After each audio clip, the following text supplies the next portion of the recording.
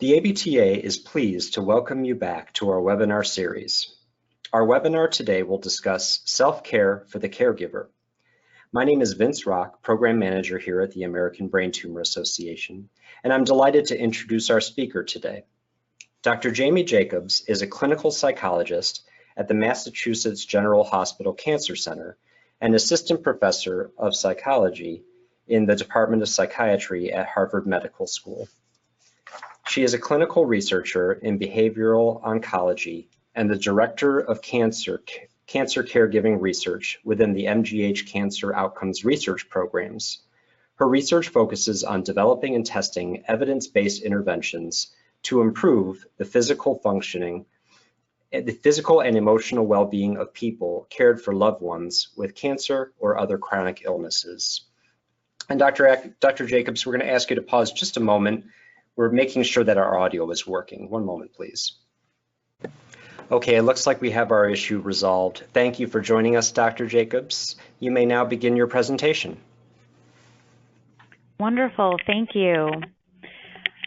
Hello, everyone. My name is Jamie Jacobs. Thank you for the wonderful and warm introduction, and thank you to the American Brain Tumor Association for having me today.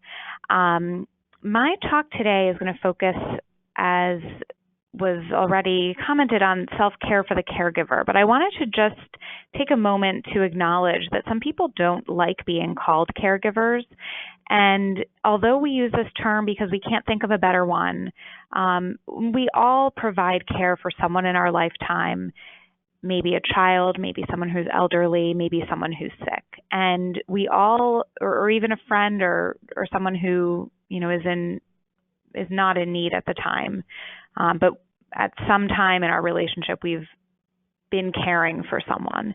And so I just want to take a moment to point that out because this really is relevant for people at many different stages, whether or not you're caring for someone who's currently sick. And I don't have anything to disclose. I do have funding from the National Cancer Institute and the American Society of Clinical Oncology, the Conquer Cancer Foundation. So I just wanted to point that out. But as I was saying before, if you've been taking care of a loved one or you're being taken care of by a loved one, or if you've ever provided care for someone else, someone close to you, or maybe someone not close to you, you can probably relate to the things we'll be talking about today and perhaps benefit from some of the skills we'll cover. So congratulations on taking the next hour to focus on you. This is not something that happens when we're caring for someone who needs our attention. We often care for people and for others at the exclusion of our own well-being and our own self-care. So I really just want to congratulate all of you who are on this webinar for taking the time out of your day to see how you can make sure that you're living the life that's most meaningful for you while you're caring for someone. I'm a researcher, as was pointed out, and we talk a lot about the unmet needs that people have, that patients have, that caregivers have. So what do we really mean by unmet needs? What's interesting is that caregivers have more unmet care needs, meaning that their problems, challenges, issues that they have, that we all might have while caring for someone, are considered secondary or overlooked when we're at appointments with the people that are actually the ones in need of treatment. So we really need to better understand what those needs are, and especially as it relates to when we're caring for someone with a brain tumor. This is an area of research that we know not a lot about yet. We're starting to really understand more and more what are these needs that we're not meeting. And as several of you can relate to, this is some data that we collected from a study that we did here at Mass General Hospital where we asked caregivers who were, this was actually for caregivers of patients with malignant gliomas, what is your day like and what are the many challenges and responsibilities that you have? And this enormous list was populated from that study. And so my question is, and the question we had to all people is, where do you find the time to spend on yourself? Where do you find the time to make sure that your own needs are met? And in this data, we also found, and I'm not going to present a lot of data in this talk today, but I am a researcher, so please don't fault me. But I like to just point out that caregivers in this study, and again, this was for people who were looking after someone with a malignant glioma, the depression rates were about a third. So at any time from the time of that person was diagnosed, at 3 months later, at 6 months later, and 9 months later, the person who was caring for them was experiencing just as much depression or symptoms of depression as the patient was. And symptoms of depression, as some of you might be familiar with, are things like feeling sad or down or blue, feeling like you don't have as much interest in doing things you used to enjoy doing, feeling fatigued or sleeping more than usual or less than usual. And then we also noticed that anxiety was skyrocketing for these people who were caring for a loved one or someone close to them with a malignant glioma. So again, at the time of diagnosis, 3 months later, 6 months later, and 9 months later, anxiety was 50% or 60% of these caregivers were experiencing clinically significant anxiety. That means anxiety levels that we would normally say this is someone that could benefit from therapy or from an anxiety medication. And anxiety is a broad term, but conceptualizes fear, nervousness, worry, uncertainty, feeling restless or on edge, as many of us might have experienced at one time or another. So that gets to really the crux of my talk today, which is about how do we then cope with depressive symptoms, with anxiety symptoms, interpersonally managing a relationship with someone that we're caring for. And so I hope by the end of today's webinar, you have some actual, tangible, concrete skills that you can take with you into your lives and into your relationships to help manage the stress that's associated with caring for someone who has a diagnosis, who has a brain tumor, and is either in treatment or even afterwards, after having gone through treatment and someone who is considered a survivor. These are still issues that can come up and stress can persist. So the first one I wanted to talk about is how do we enhance communication? This is a big one because the diagnosis of a brain tumor can really be challenging on a relationship. Sometimes relationships benefit from a change, a shift, something life-altering like this, and it can bring people closer. Other times it can have a negative impact, and it can really put a strain on the relationship and cause a lot of tension. Sometimes there are no changes, and that's okay too. So regardless of which camp you fall into, all of these are normal to experience a shift.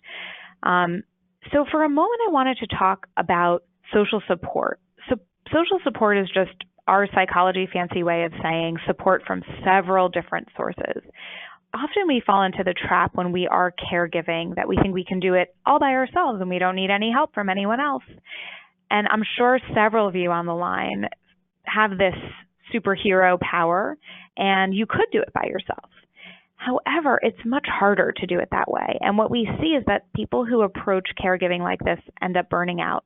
We reach a point that we really just can't do everything. We can't care for someone and for ourselves and for perhaps other people at the same time. Something has to fall to the wayside, and usually it's our own well-being. And so you've all heard when you're on an airplane, and I'm sure this is, a cliche caregiving quote at this point, but putting on your own oxygen mask first. And we really need to figure out how to do this. And one of the ways to do that is by calling upon other sources of support. And we think of support in these three different ways that I have here on the screen. Practical support being actual tangible things that people do for you, sort of instrumental support. They might come with you to a medical appointment that you're taking your loved one to. They might give you a ride somewhere or run an errand for you or drop off a meal. Emotional or psychological support is more of the intangible support, but someone giving you a hug, lending an ear when you really need to talk, providing you some validation or normalizing what you're going through, encouragement, love. And then the informational support, which probably you're mostly getting from your medical team, maybe from the internet or from support groups, or even from the American Brain Tumor Association. So this is guidance and advice, knowledge and education, things that will help you make a decision, or even someone sharing their personal experience can be informative. So we have several different types of support, and we also have different sources of support. So many people can be a source of support, friends, relatives, neighbors, and even acquaintances. I'd encourage you all to take a moment to think about who is providing you support right now? And maybe is there anyone else you can identify outside of your normal support circle who might be an additional source of support that you hadn't originally thought of? This is a nice way to think outside of the box. So many people want to help. We all, if you put yourself in their shoes, you've probably experienced this at one point or another too, that you notice a neighbor who needs some help and you wish you could do something for them. So think outside of the box, outside of your immediate friends or family. Who might you also be able to turn to? I want to point out that sometimes the types of support shown here and the types of support that's being offered to us by the source of support are different than what we might need at that moment. So in this example that I have shown on the screen, this is one of the people in our study who mentioned that they have this friend that calls them really often to check on them and encourages, says, tell me how you're feeling. How are you coping? After they had actually gone through some of their own treatment. And now that they're taking care of their loved one who has a brain tumor, in addition to being on hormonal therapy after breast cancer, how are you feeling? I'm here to talk. And the person feels, they're really overwhelmed with getting back to work, making dinner for their family, getting their loved one to another medical appointment, getting the house straightened out. So at that time, that person is offering emotional support. But in that moment, that friend really needs practical support, the instrumental support. So how do we deal with that when we have this mismatch? I encourage you all to go through this process with yourself. First, assessing the situation. What is it that I need in this moment? And then identifying who might be best equipped to give me that type of support that I need in this moment. And then to notice any barriers that you might have about asking for help or receiving help. Like, am I willing to ask for help, or am I willing to receive help? Do I have some preconceived notions about what it means to ask for help? Does that make me appear weak, or do I believe that I should be able to do it all by myself? Do I think I'm burdening others by asking for help? So by challenging yourself to think about these beliefs that you have about asking and receiving support, you might find that you can encourage yourself to be more flexible around those thoughts. For instance, is receiving support really a sign of weakness? I think if I asked several of you, if someone asked you for support, would you think that they're weak? And you'd probably tell me, no, they just need some help. I don't think they're weak because they're asking for help. And yet we view ourselves as needing to be strong by not asking for support. Thinking about what would you tell a friend to do is a really good way of trying to be more flexible in how we think of receiving support. So in that example, this is one way you might want to construct a sentence to ask for support. I think this is something we all aren't always great at. We don't know how to ask. So I'm giving you this example here. This person says, I appreciate your concern for me. It's reassuring to know that you're here to listen, and I know you're trying to help. Right now, I feel so overwhelmed with several things that I need to get done, and my fatigue is really getting in the way of doing them. Would you have any time to help me this week? Maybe you could stop at the supermarket on your way home from work tomorrow, or if you happen to be at the supermarket, could you pick up a few things for me? So after you've asked for the help that you need, and after you've received the help that you asked for, you could reassess, well, how do I feel now after this conversation? How do I feel after getting that help? Do I feel like I could ask that person again? Did I feel like I was actually burdening them? Or maybe they told me they were really happy to have helped out, and that made me feel good. So it's good, I think, always to reassess after you try something like this to see how it goes, because you can use that as evidence for the next time you need to ask for help. Another skill that we can use for managing difficult interpersonal encounters, difficult conversations with a loved one, either someone that we're caring for or someone outside the family that wants information or wants us to update them, and that can be really challenging when we're caregiving, to feel like we are responsible for informing everyone close to that person that we're caring for about their well-being or about any medical updates. So regardless of what the challenges you're experiencing, thinking about how we react and respond is a really nice little skill to use. So when we react, we do so more impulsively. We might not think through our response or what we want the outcome of a situation to be. And as a consequence, when we react sort of impulsively, we might act in a way that's different than what our goals really are for that interaction. Alternatively, when we respond, we think of responding as taking a more balanced approach to solve a conflict. And we act in a way that is consistent with the outcome that we want to achieve. When we do this reacting versus responding exercise, the goal is to respond thoughtfully. But we might need a few moments away from the situation to really figure out how do I want to respond. So I always encourage people to try even physically removing yourself from the situation. You could say, I need to get back to you about that, or can I think about that before I respond to you? Maybe someone has a question for you or they want information. So, can I get back to you? I'd love to talk about this more in a few moments. Just stopping yourself before you make an angry phone call or before you have an angry interaction with someone that you care about that you might regret in the future. Once you are ready to take a step in addressing the conflict or finding a solution, resolving the conflict, I like to use these 3 F's, and this is a good one to remember: statement of fact, statement of feeling, and statement of fair request. First, we state the fact, and I'm using a very simple example here because I think this can apply to everyone. We've always had a situation where maybe we're supposed to meet someone and they're running late. So this person says, when I see you're running late and haven't called, that's the statement of fact. The statement of feeling is, then I feel nervous and worried. No one can argue with how you feel. This is how you feel. Notice we're not saying you make me feel. We're just saying I feel nervous and worried. And then the fair request. So I would like if you'd call or text next time you're running late so I know everything's okay and when to expect you home or wherever you're supposed to be meeting. So this is a fair request, something that's not unreasonable. And notice that in all of these statements, the word I appears much more than the word you. And that's really the key to assertive communication, where we are respecting the rights of ourselves and the other people that we're speaking to and not being aggressive or offensive in our communication. We're saying I more than you. When I see this, I feel this, and so I would like blank. Sometimes you might not have a solution, so you could just say, I would like if we could talk about this and figure something out together. This one, I think, is a nice one that applies when you're caring for someone with a brain tumor. This is something that comes up a lot in our work.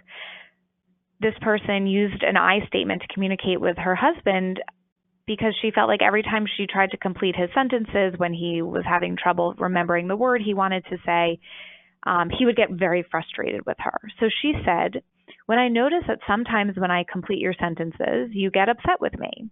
And I feel sad, frustrated, because I want to help, but I don't always know how. So I would like, this is the fair request, I would like if we can talk about what I can do in those situations to give you both your independence, but also being helpful when I'm needed. So that was a really nice way that opened up the communication between her and her husband about how she can feel like she's being helpful, but not override him when he's having trouble searching for that word. Another thing that we want to think about when we're communicating with loved ones or people we're caring for is identifying what might be triggering you. We're much more affected by things outside of our own interpersonal, internal being than we think we are. So these external factors, like what did we eat that day? Did we sleep well? Are we in pain or are we fatigued? You might choose actually to hold off on responding to a situation or take a moment to think about this. Did I get enough sleep last night? Have I had my coffee this morning? Might I be a little bit more angry in this situation than is warranted because I'm hungry? It's a really simple thing, but you might notice. I worked with someone who said, my husband and I were about to get in this argument, and then we realized we both didn't have breakfast this morning, and we just held off on what we needed to talk about until after we ate. it's little things like that that can help de-escalate rather than escalate a situation. And I say here in the second bullet, take a moment to maybe practice a relaxation exercise. And I know that might be, some of you might be wondering, what's that? And we're going to do that at the end of this webinar. And finally, this sharing fears and worries comes up a lot in caring for people with brain tumors because there's a lot of uncertainty around the future and around the present as well. Like, how might I respond to this treatment today? Or what might I be able to do or not do in the future? What might our lives look like? What is going to happen to the plans that we had? And so often we find that people they're concerned about telling their loved one or someone they're caring for what their actual fears and worries are. People want to protect each other. They don't want to burden each other with their own worries. But what this does is actually lead to a breakdown in communication. And then both people are sort of, quote, protecting each other, and then they're not communicating about what's really going on in their heads. So I'd encourage you all to think, if you notice that this is you, and you've been holding off on telling the person you're caring about something that you're really worried about, or maybe you're the person being cared for and you've been holding off telling the person that's caring for you about something that you're concerned about in the future. Think through these 4 questions. If the situation were reversed and someone else was caring for you, would you want them to keep their biggest worries from you, or would you want them to share them with you? And I think most of us would say, no, I wouldn't want my loved one to keep this from me. I would want them to share with me so that I could help talk it through, I could process, I could unpack that with them, or I could provide them with some encouragement or love or support in that moment. We can also think, if a friend were in your situation, what advice would you give them? And I often say, if someone came to you and said, I haven't told the person that I'm caring for that I'm really worried about X, Y, Z, would you say to that person, yeah, you really should keep that deep down inside you and never let that out, never share that with them? That's definitely not a conversation you'd have. Probably most of you would say, no, I would encourage them to share, because maybe what's the worst that could happen? And that's number 4. What's the worst that can happen if you shared some of your fears with the person that you're caring for? Maybe there would be some tears. Maybe you would hold hands and talk about it. Maybe there would be some argument. But would you get through that? And could you then be there for each other? And might the communication then be better? And might you be closer for having shared that? So just a few things to think about. I acknowledged this a little bit in the beginning, that we experience shifts in relationship roles. Sometimes we might notice that we are the nurturer in the relationship, or the other person handles most of the bills, or vice versa. And when we experience a chronic illness and we step into a role of caregiving, there can be a shift where you then start to take on maybe most of the household chores or the children's schedules and commitments at school. Maybe you've shifted your roles a bit. This can throw the relationship off balance, and one person becomes the recipient of care and the other person becomes the caregiver. And we constantly operate in these roles, and then we forget a little bit about other ways that we were in this relationship. Maybe we were engaged romantically, and that's less so a part of our relationship now. Or maybe it's not a romantic relationship. Maybe it's a sibling or a parent you're caring for. But there were other components to the relationship that are now absent because it's just this care recipient caregiver relationship. So is there something you can do to help restore that balance? I like to think about someone I worked with who, she said she was caregiving for her husband who had a brain tumor and was going through treatment for a malignant glioma. And she said, well, I let my husband clip my nails because she had really bad arthritis. It was something she couldn't do on her own. And although she had been providing him the care for the past 8 or 9 months, this day after talking, she decided she was going to ask him to do something for her. That was so small, but so significant in their relationship because it allowed her to then be the care recipient. And that wasn't something that they had done for a long time. So is there a way that maybe you need even emotional support, or is there something that you don't actually need help with, but allowing someone to give you that help helps restore that balance in the relationship? That brings me to the end of the focus on relationships. I'm going to shift into setting an intention for self-care. For those of you who attended the American Brain Tumor Association annual conference this past September, you might have heard a little bit about this. These are 6 steps. I'd love to encourage all of you on this webinar, whether or not you're in a caregiving role right now, to do sometime this week, to think about what's something that I used to like to do and can I incorporate that back into my life.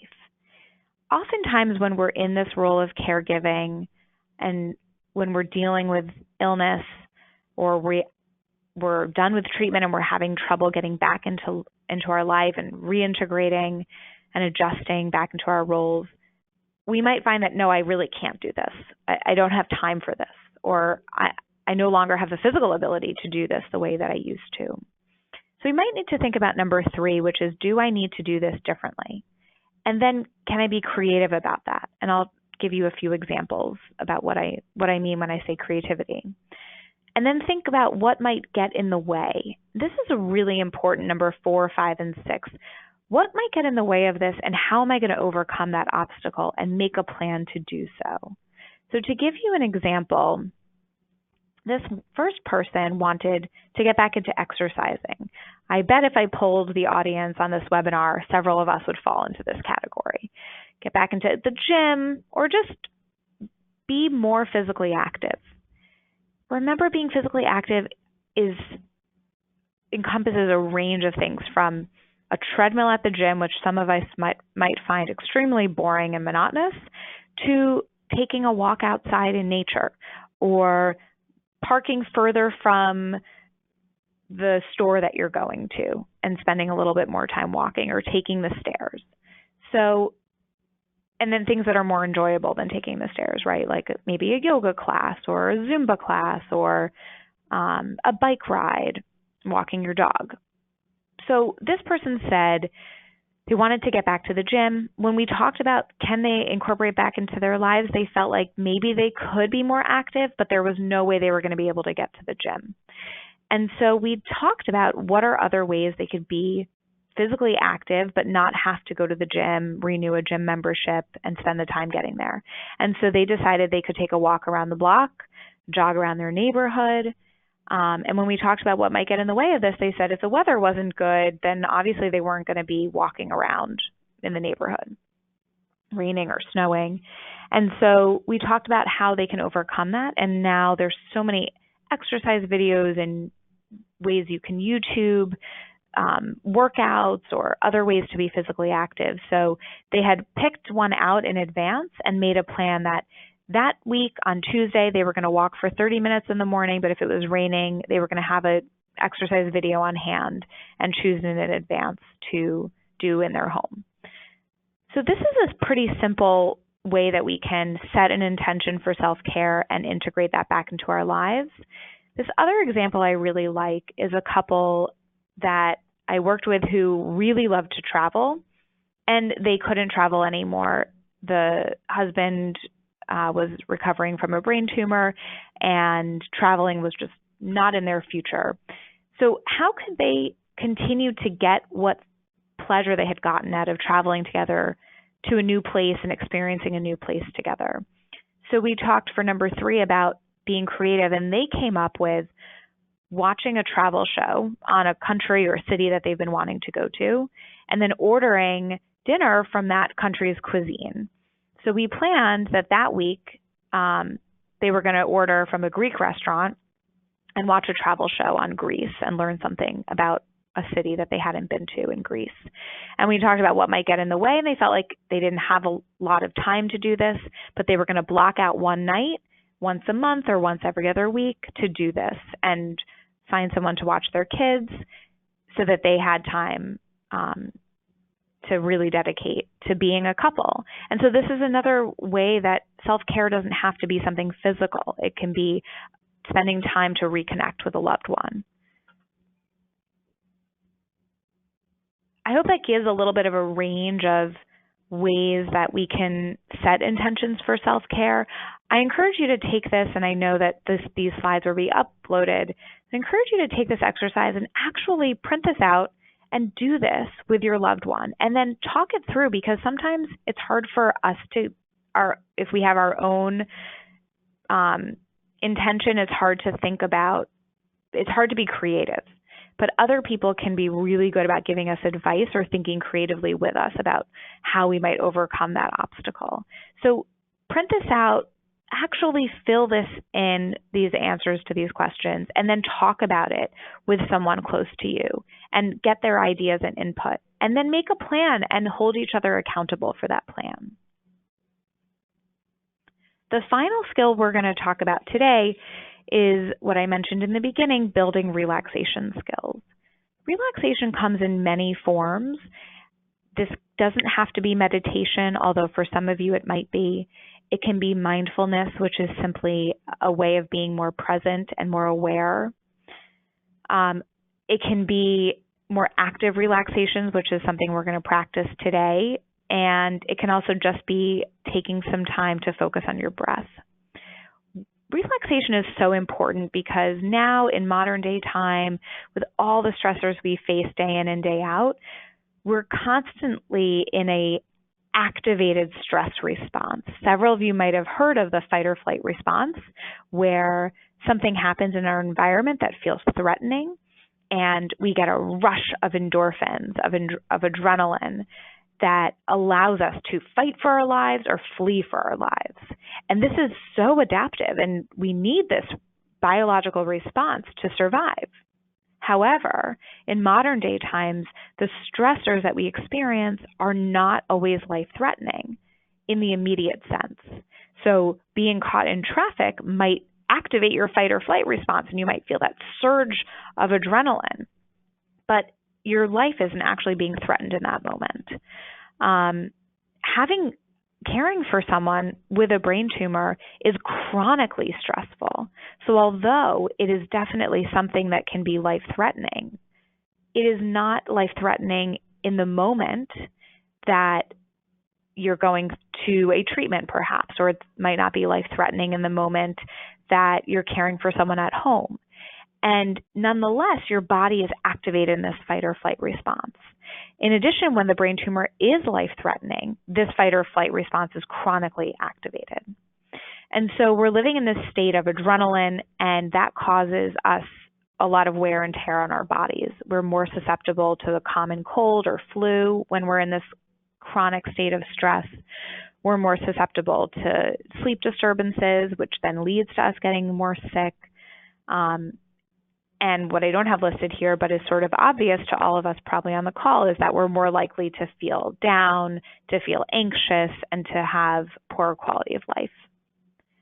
So the relaxation response is another response that is also biological in our body. Once a stressor kind of dissipates, our bodies then activate other hormones that are responsible for helping us relax and unwind and rest and even digest. So some of you might have heard of the opposite of fight or flight is called the rest and digest system. This system comes online after the stressor has dissipated and allows us to, it dampens that stress response. But we sometimes need to stimulate it because of that chronic stress. And so when we're in a state of chronic stress, we can activate that relaxation response to help bring down adrenaline, to bring down cortisol, which is a stress hormone, and boost our immune system, making it less likely that we'll have sleep issues and issues related to inflammation and stress on our body. So the goal of building a relaxation repertoire, different skills that you can pull from to help yourself relax, is to activate the relaxation response, which in turn dampens that stress response. It doesn't mean that you won't be able to jump into action when you need to.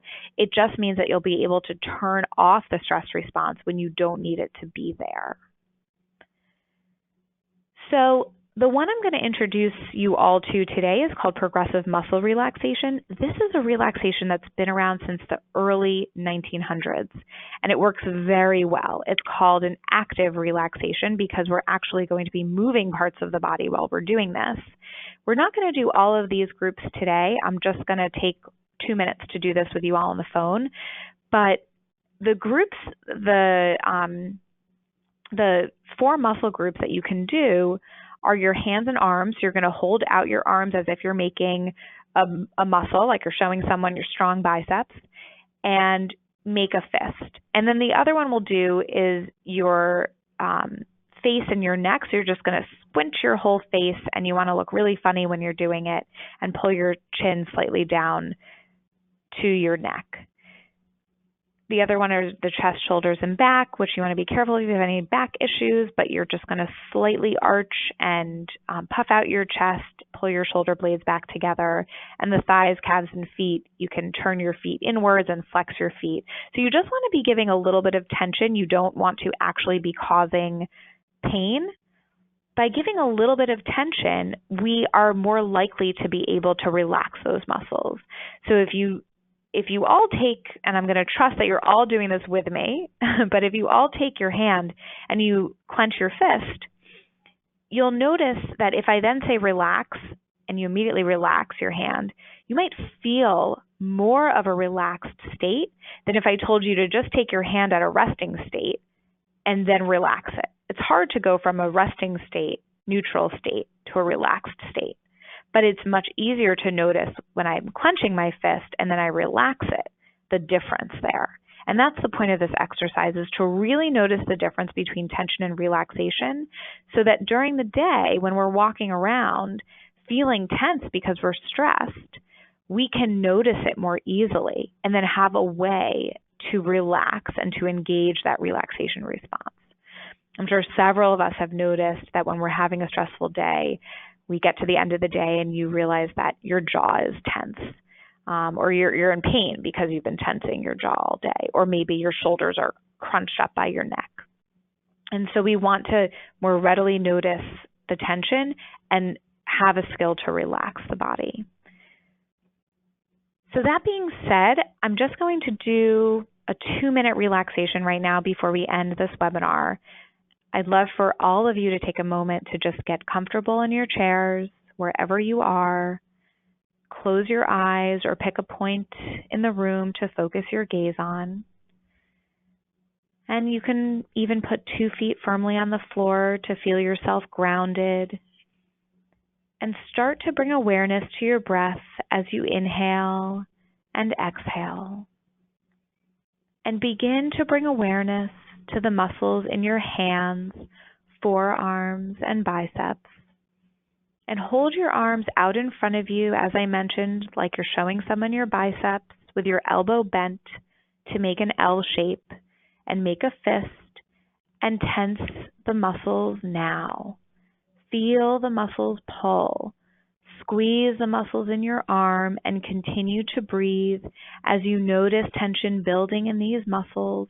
Hold and tighten for 3, 2, 1, and relax, letting all the tension go, focusing on these muscles as they just relax completely, noticing the difference between tension and relaxation, noticing what it feels like as you let all the tension go and relaxation flows into these muscles. And just enjoy this feeling of relaxation.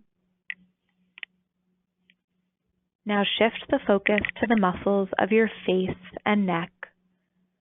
Raise your eyebrows, scrunch your nose, pull back the corners of your mouth, and gently bite down, slightly moving the chin towards your throat, and tense the muscles now.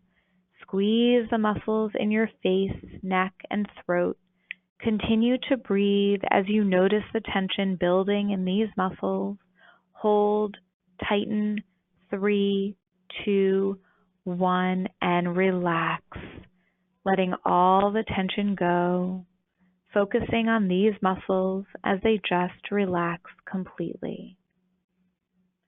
remembering this feeling of relaxation flowing through your body, noticing the difference between tension and relaxation, and remembering that you can come back to this feeling right here, right now, at any time you want.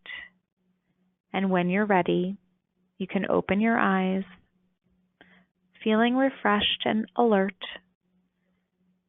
So thank you all for engaging with me in that relaxation exercise. I hope that it was a little bit helpful and a little bit relaxing. It was very short, but you can do that for longer periods of time. And at the end of the slide deck, I've listed a few mobile apps that have great guided meditations or guided relaxations with scripts that you can use and listen to help yourself find a relaxed state.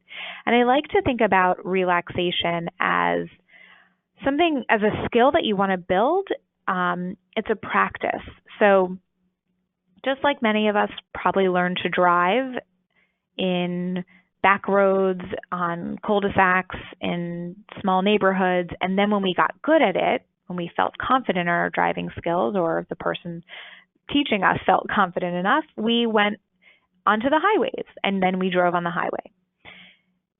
This relaxation is similar to that. So we want to practice our relaxation in times that we're not feeling stressed, in times that we're actually feeling calm. Then when we feel like we have but we've gotten better at the ability to relax, then we can apply this relaxation skill to a time that we're feeling very stressed. So practice relaxation in the calm space and then use it in a stressful environment or a stressful time. That's really the end of the 3 skills that I have. I wanted to take a moment to give you some additional resources. These are from the American Brain Tumor Association. There's a resource center and a handbook. There's also an online brain tumor support community for patients, survivors, and caregivers. And they also have a mentoring program, which I know people have really benefited from. The additional resources that I mentioned, the mobile apps, are not on this slide. I apologize, but the slides that will be uploaded will have them on there, as well as a few other resources that I've listed and some reading if anyone is interested that might be helpful. The book I recommend is Full Catastrophe Living by Jon Kabat-Zinn, which is a great way and a great introduction to mindfulness and the ability to use mindfulness and acceptance and relaxation to help cope with stress. That is all for today. I really appreciate all of you joining, engaging with me in the relaxation. You're all doing so much trying to be there for yourself and to be there for your loved ones. It's not easy, and there are days where we feel like we're coping well, perhaps, and there are days where you might feel like you're not coping so well. But you're getting through day in and day out, and you've found what works for you. So hopefully these skills are just a few additional things you can add to your toolbox and pull from on those days that feel more overwhelming. Thank you so much. Thank you, Dr. Jacobs. We will now take questions. If you have a question you would like to ask, please type and submit it using the question box in the webinar control panel on the right-hand side of your screen. We will answer questions as time allows. So Dr. Jacobs, thank you for a great presentation. Our first question has to do with the busyness that a lot of caregivers experiences. They have a lot of things to manage and juggle. What advice do you give caregivers on trying to find balance and staying organized? So a workshop on organization that I took recently, I left with this quote that I think is really poignant for this question, which is, the sooner you can recognize or acknowledge that you don't have enough time in the day to do everything, the sooner you're able to prioritize those things that you really need to do. And so prioritization and letting go of some things can be the first way that we approach the day-to-day. What is it that I might be able to leave for tomorrow, or what might someone else be able to help me do? Which brings me back to some of the slides that I presented on social support, What are the things that I absolutely have to do myself? And what are some things that I can delegate to someone else? And can I relinquish control? That is a hard one for many of us. But the sooner you do that, the better off you'll be. And you can kind of reassess how you feel about that. There are other ways that people find to be organized, keeping lists of things to do, and then from there delegating out. There are actually websites that can help do this. I don't remember the name of them offhand, but I'm sure we can include them in the slide deck that goes up, where you can list the things that you need help with, like meals or picking up your dry cleaning, and people can sign up to do those things for you. So it's a nice way of not having to directly ask someone to do that, but also a nice way that people feel like they're being helpful and supportive. So keeping lists, finding things that you might not have to get done and letting them go, delegating responsibilities to other people. And also I think another way I like to approach this is, what is good enough? We tend to want to be perfectionists or get things done 100%, and this is very all or nothing. Either I do the task or I might as well not try. Is there a gray area there for you? Is there a way that you can do something but maybe not as perfectly as you used to do it? And is that okay? Can you accept that? And is that good enough? So I hope a few of those things are helpful for people. Thank you. We have a lot of questions coming in about addressing certain symptoms or side effects that a patient or survivor might be experiencing that are stressful for caregivers. Things such as memory loss, or anger or irritability, or even if a brain tumor has caused someone's ability to communicate, a change in that ability to communicate. I know that's a long list of things, but do you have any suggestions for some of these situations about how caregivers can cope with these changes? Yeah, so a few different things for the different symptoms, irritability. One thing I like to think about when we are trying to figure out how to cope is, what can I control and what can I not control? And if there is something that I can do and can control, then I need to take action on that. And if there's nothing that I can do at this point, if all action has been taken, then I might need to shift into more of an emotional coping, which means, how do I cope with the residual distress that I feel? So for instance, if you're dealing with a symptom like memory loss, where the person you're caring for is struggling with memory loss, and this is distressing for you, no doubt, there are certain things that might be in your control. For instance, talking with the medical team about those symptoms and figuring out some strategies. Figuring out strategies actually is something that you can control. Perhaps there are some ways to help manage the memory loss for that person, not to improve memory, but reminders or sticky notes or other there's apps these days and different things that you can do to the extent that those are helpful. Then from there, we have to shift into, okay, now that I've done everything I can, I've talked to the medical care team, I've implemented some strategies, I've talked with my loved one about how we want to handle situations where he or she forgets something, and what steps do we take. I've done what I can do to control that. I've taken action. Now I have to shift into, this is just very stressful. It's very hard on me. It puts a lot of pressure on me. There's a lot of anger and irritability.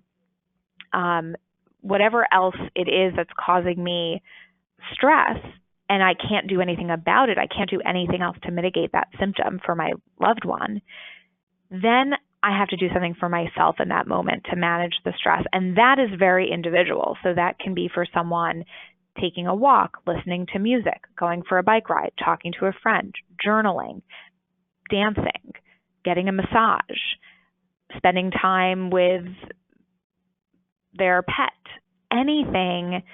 It can be exercise, it can be cooking, it can be any type of self-care, anything that is self-soothing for them.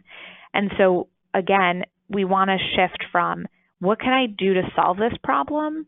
Okay, I've done everything I can do. Now I have to solve my stress, and I'm not going to be able to eliminate it, but I can manage it maybe a little bit better by doing some things to care for myself. And all of those things that we find self-soothing engage the relaxation response, which I had mentioned is the opposite of the stress response. So the more we can engage that relaxation response, the better off we'll be in managing our stress. I hope that was sort of I know that was a broad answer to several questions, but I hope that helps with managing symptoms, managing irritability, managing things that ultimately you can't control. And there's an acceptance in that, not an approval, but an acceptance that I can't control this. So how do I manage my emotional distress around it? Thank you. And you mentioned stress a couple times, and this next question has to do with stress. You pointed to a really wonderful example where two partners spent time together eating a certain cuisine and watching a show together. And do you have any other suggestions about what caregivers can do with their loved ones so that they can relieve stress together? Oh, that's a good one. I usually, the first thing you can do is think about what you used to like to do together, and can you just do that for a shorter amount of time? So sometimes it's just that you can't commit maybe a whole day like you used to, or even a whole hour like you used to. But if we take this all or nothing approach, then if we say, oh, well, I can't do that anymore, then we've now deprived ourselves of that enjoyable thing. And especially if it was enjoyable together as a couple, it was part of a relationship, it gave meaning to the relationship, then how can you do that maybe for a shorter amount of time?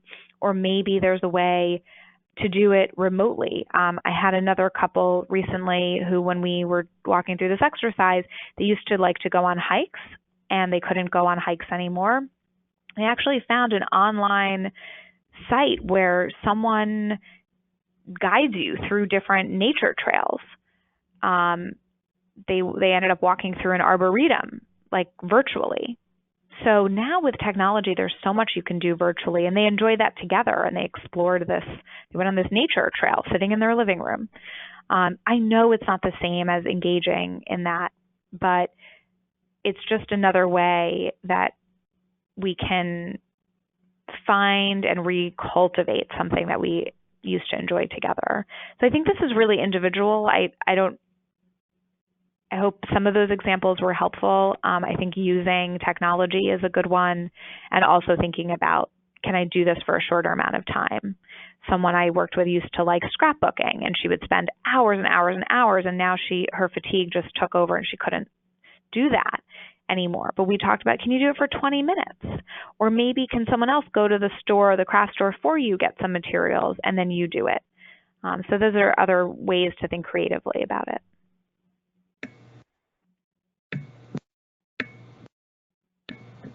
That's great. Thank you very much. Our last question today has to do with other resources for caregivers. You mentioned earlier in your presentation about options for peer support and how to build a support network. And then later on, you showed some other resources that the ABTA provides. And what we've seen here is that sometimes caregivers need professional support, such as counseling. Can you offer just some guidelines about when someone should consider more professional resources to get support for themselves? What are some of the signs or symptoms that someone may want to consider that type of support? Thank you very much for that question, because I had meant to mention that there are several resources available: professional mental health clinicians, psychologists, psychiatrists, social workers, nurse practitioners who can provide more formal support and more professional support. So I always say that if you're noticing that you're whatever emotions you're having, feeling down or feeling anxious, are really overwhelming, or that you've been experiencing them for 2 or more weeks and they haven't dissipated. Nothing you're doing is working to alleviate them, or you feel like you can't really pull yourself up and get yourself out of it. That is an indication that it might be time to seek some more formal support. And there are so many ways. There are medications that can help just take the edge off a little bit if there's anxiety getting in the way. That's also another good marker. If you notice that any of the emotional symptoms you're experiencing are interfering with your ability to conduct your life, to engage in your daily routine, or to live life the way you want to, that is a sign that it might be time to talk to someone. So in addition to medication, there